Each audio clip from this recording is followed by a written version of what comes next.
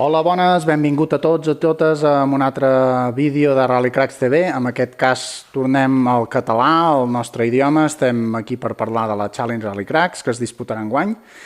I molt contents perquè hem assolit els 5 inscrits mínims per tirar endavant la Challenge. Esperem sumar moltes més participacions. Recordem que els premis i les ajudes més interessants a partir de 11 equips participants creixen exponencialment i ja són molt atractius. Llavors doncs, intentarem això, amb el més escàs que falta per tancar les inscripcions, doncs assolir com més inscrits millor, que ens ho passarem més bé tots plegats, i és l'objectiu que tenim, no? Fer carreres i com més serem més riurem, no?, que es diu. Hem tingut la mala sort que la primera carrera s'ha avançat molt, és a finals de març, i llavors hi ha un impàs molt gran fins a setembre, que és la segona. Evidentment, la gent es podrà inscriure fins a la segona, són 5 mesos per intentar aconseguir que siguem encara més equips, i això sí, els drets d'inscripció seran els mateixos, no variarà, i s'haurà perdut una puntuació, no?, perquè puntuen les 4 carreres de la Challenge. Llavors, a partir d'aquí, si hi ha equips interessats en córrer a la tercera i quarta proves, doncs podran córrer, podran participar, podran adquirir el kit de suspensions, els pneumàtics de cara a rodar i si volen participar el següent any, no? És una mica aquest l'objectiu i estem treballant per això, estem intentant aconseguir més sponsors, que tinguem més recursos per fer més coses.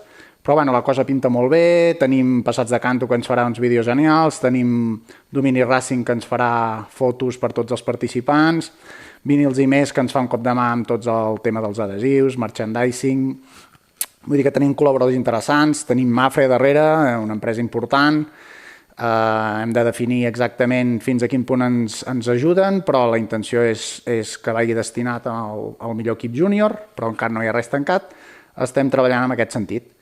No em vull enrotllar gaire, només us convido a venir a la reunió presencial del dia 20 que farem a Vic per qualsevol dubte, preguntes, propostes, i aviam si entre tots tirem endavant aquest projecte tan bonic.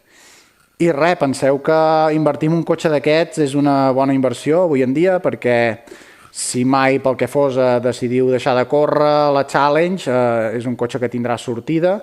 Recordem que en corren 40 a la Copa que fan a Navarra.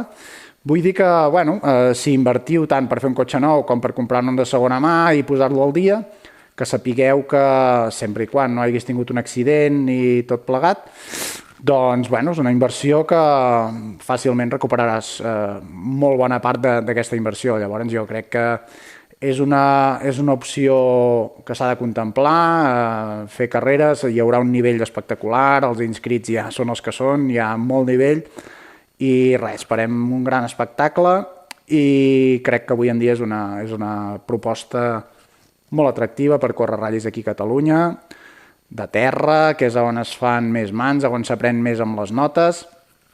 Esteu convidats tots i totes a participar-hi, per qualsevol dubte, podeu posar-vos en contacte amb nosaltres a info@rallycracks.com o directament a la web trobareu el contacte, www.rallycracks.com. A disposar, i us deixo amb el vídeo de promoció espectacular que va fer Passats de Canto. Que el disfruteu i salut i gas aquest any, tant com puguem.